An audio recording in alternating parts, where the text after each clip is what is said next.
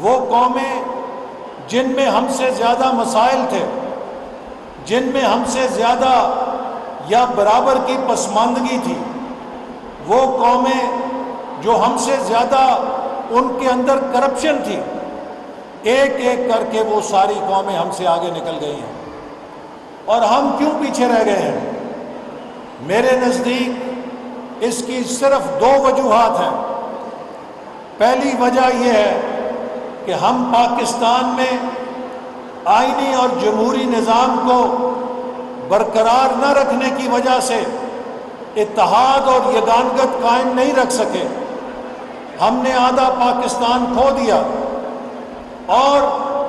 جب martial law کے طویل سائے آئے، اس دوران یہ قوم مذہبی، لسانی اور صوبائی عصبیت کے بتوں میں تقسیم ہو گئی۔ فرقہ واریت نے زور پکڑا، انتہا پسندی نے زور پکڑا، اور پاکستان لا اینڈ آرڈر کا ملک بن گیا۔ پاکستان میں قتل و غارت گری، انتشار، خودکش بمبار، انہوں نے پاکستان کے داخلی استحکام کو تباہ و برباد کر دیا۔ اور دوسری بڑی وجہ یہ ہے کہ ہم نے پاکستان میں کبھی پالیسیوں کا تسلسل نہیں چلنے دیا۔ پاکستان میں جب بھی کسی حکومت نے پاکستان کو طویل المیعاد منصوبہ دینے کی کوشش کی تو اس کو نکال کے باہر کر دیا گیا۔ 1997 میں جب ہم نے 50 سال کی سالگرہ منائی تھی تو ہم نے ویژن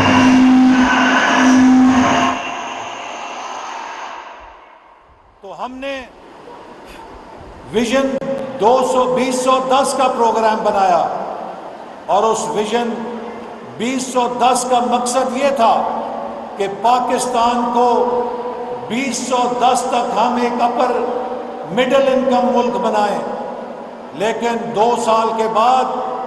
مارشل لاء لگا کر اس ویژن کو ردی کی ٹوکری میں پھینک دیا گیا۔ پھر ہم نے دوبارہ 2014 میں پاکستان کو دنیا کی پہلی 25 معیشتوں میں ڈھالنے کے لیے ویژن 2025 بنایا کہ ہم پاکستان کو پہلی 25 ریاستوں میں لے کر آئیں گے۔ لیکن 2018 میں ایک دھاندلی والے الیکشن کے ذریعے ایک ایسی حکومت مسلط کر دی گئی جو اناڑی بھی تھی اور نالائق بھی تھی۔ آپ کو یاد ہوگا کہ 2018 کے ہر الیکشن کی تقریر میں نے یہ مثال دی تھی کہ کیا آپ اپنا موٹر سائیکل کسی اناڑی کو چلانے کے لیے دیں گے؟ اور اگر دیں گے تو وہ اس کا کیا حشر کرے گا؟ وہ اس کو کسی بس کے نیچے پھینکے گا یا کسی دیوار سے ٹکر مارے گا، اپنا سر بھی پھاڑے گا اور موٹر سائیکل بھی توڑے گا۔ یہی انجام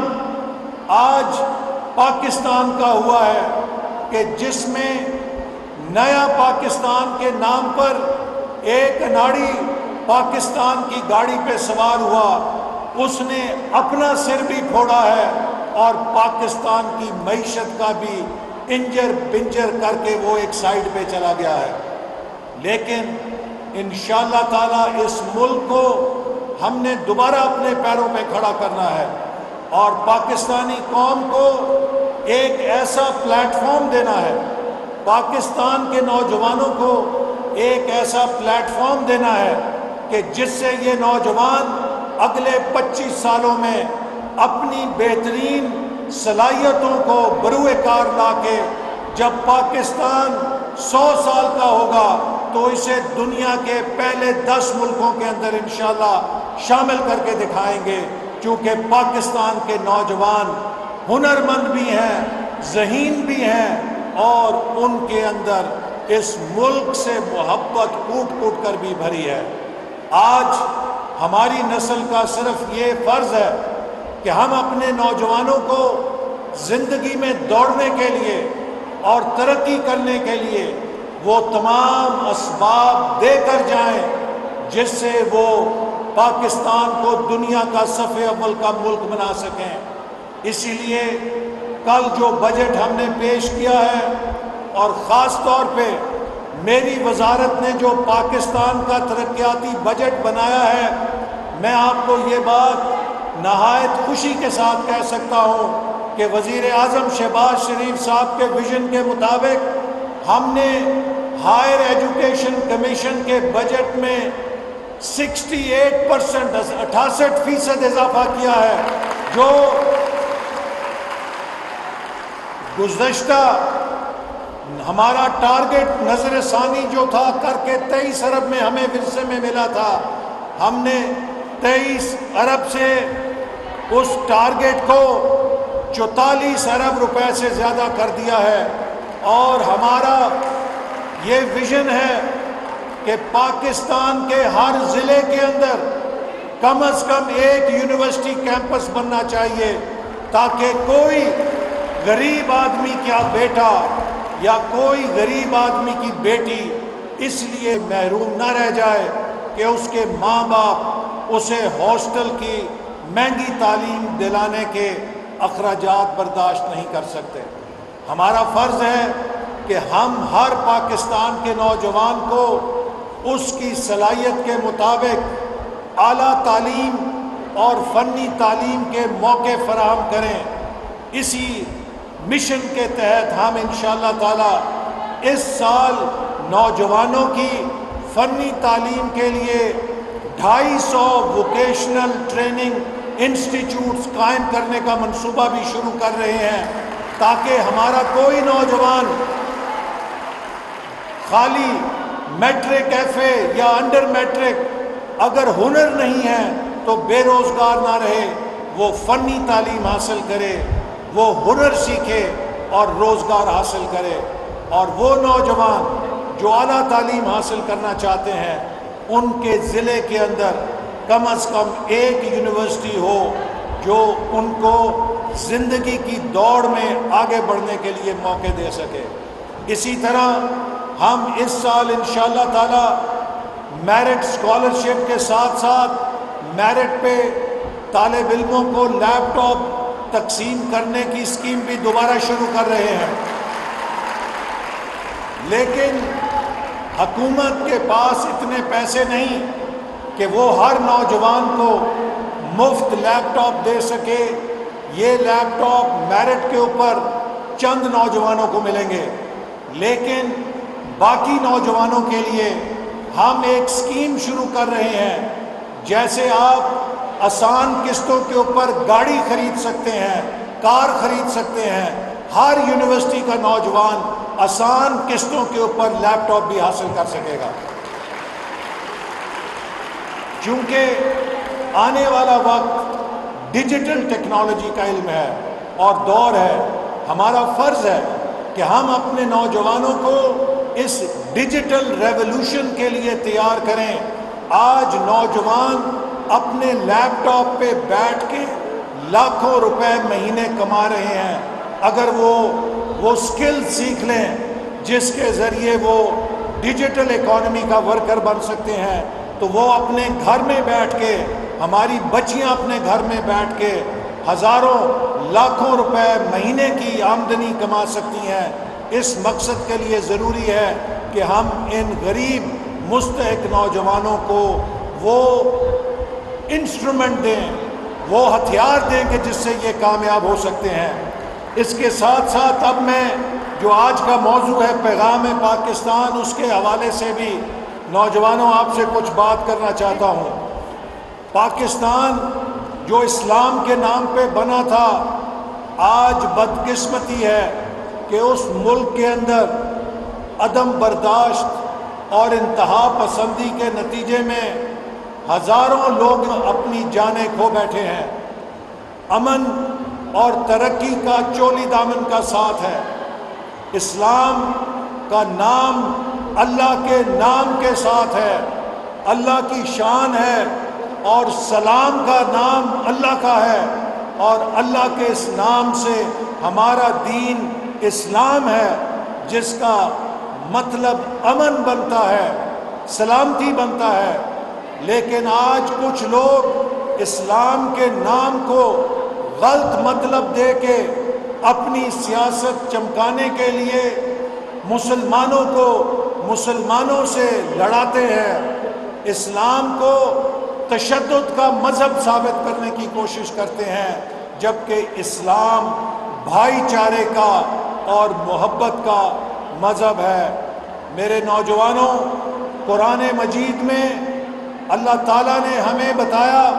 کہ یہ جو کائنات چل رہی ہے، یہ کائنات کے چلنے کے پیچھے جو تصور ہے وہ ہارمنی کا ہے۔ وہ اس پورے نظام کے اندر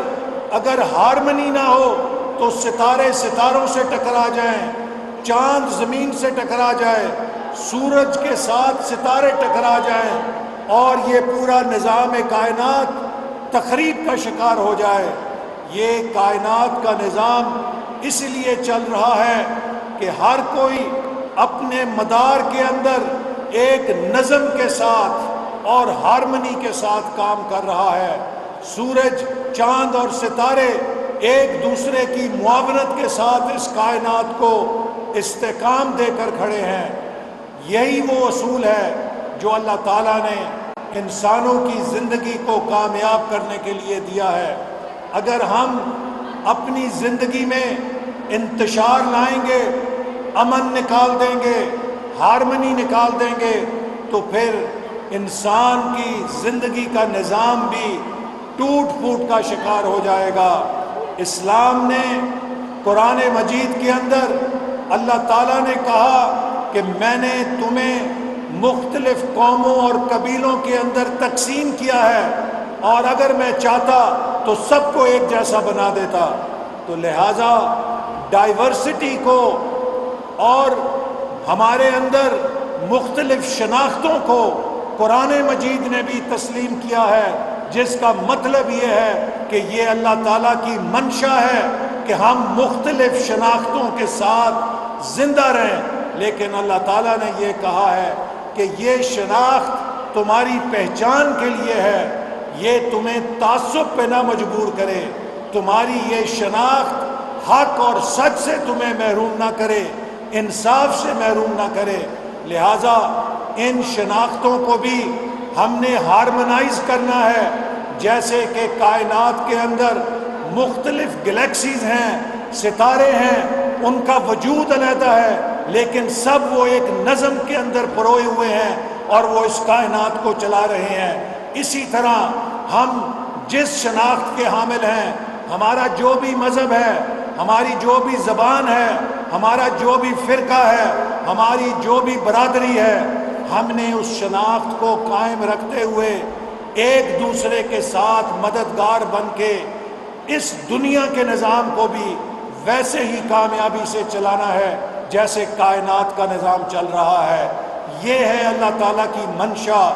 یہ ہے خدا تعالیٰ کی تعلیم، اور یہی وہ تعلیم ہے کہ جو ہمیں نبی پاک صلی اللہ علیہ وسلم کی